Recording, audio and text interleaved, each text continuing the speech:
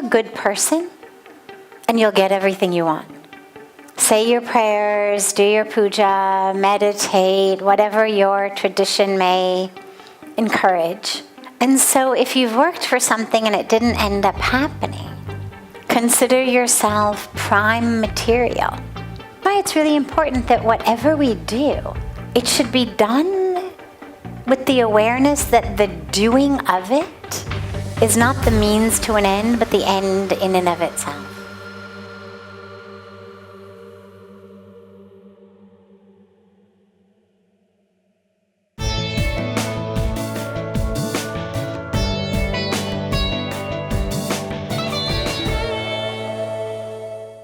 There's no scripture I know of, no religious teaching I know of that says, be a good person and you'll get everything you want.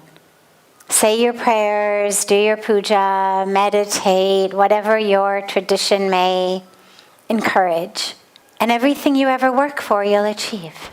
We're not told that. No one says that. Our goodness, our prayers, our compassion, our spirituality, all of these things are things we do, virtues and values we work to have, not because they're going to get us something, but because in and of themselves, they actually bring us closer and closer to that full and deep experience of oneness with the divine, of truth, which actually brings us happiness. If your faith is rooted only in God being a vending machine, you're probably not going to be able to have faith again, because God's not a vending machine. The whole premise is wrong. With a vending machine, we put in our money, we push the button, we get out what we want.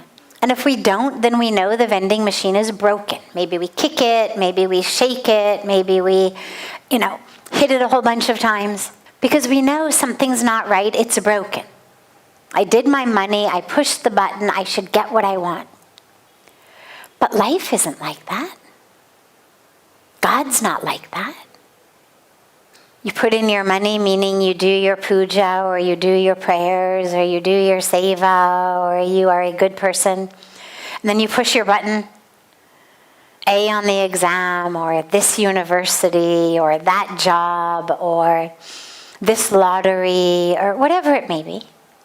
And we expect that we're going to get it, and when we don't get it, we think the machine is broken. But our spiritual practice is not meant to be a vending machine. And so if you've worked for something and it didn't end up happening, consider yourself prime material for the teaching of the Bhagavad Gita, which is all about that. I mean, the core of the Bhagavad Gita is how to do your duty and not be attached to the fruits of your labor. Because when we are attached, we get dejected, we're miserable, we're depressed, we lose hope, we lose faith, we lose enthusiasm. And that's why it's really important that whatever we do, it should be done with the awareness that the doing of it is not the means to an end, but the end in and of itself. Yeah, something good may come.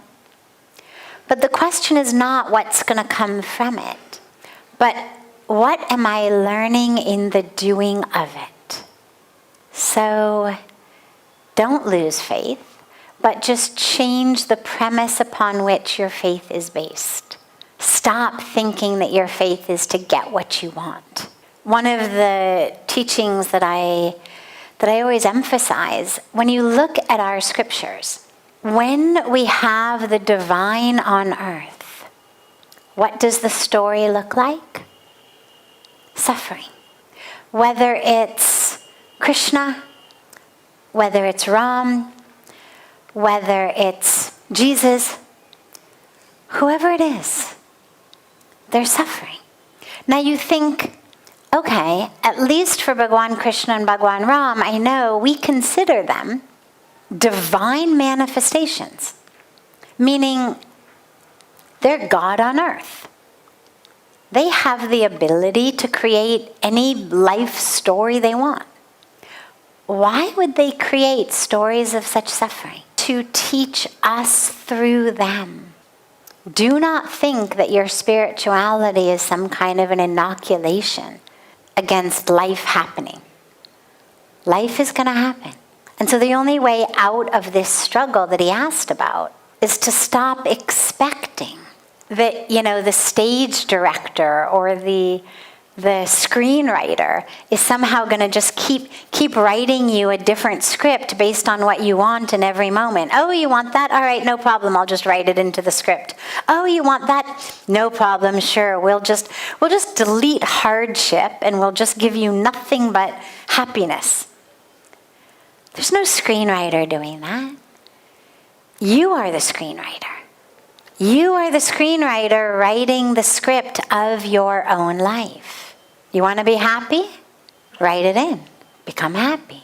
You want to live in peace? Write it in. Live in peace. You can't write other people's scripts, though, so you can't change what they do. You can't change anything on the outside. But you want to change what your lines are? Change your lines. Instead of yelling and screaming, you want to say nice things and be happy? Wonderful. Write yourself a new script. That's in your hands. But other people's scripts are not. And as long as we feel like we are puppets or victims of that which is happening to us, we suffer. And when what we wanted to happen doesn't happen as happened to him, we lose faith. But we go back to where I began, which is the very premise. God is not a vending machine. Not here to just give you what you want. But we're here to actually get closer to the truth of who we are. And what you're getting, the experiences you're having, the struggles you're having, the challenges you're having, are actually those meant to help you walk farther and farther and farther along your path and get closer and closer to your truth.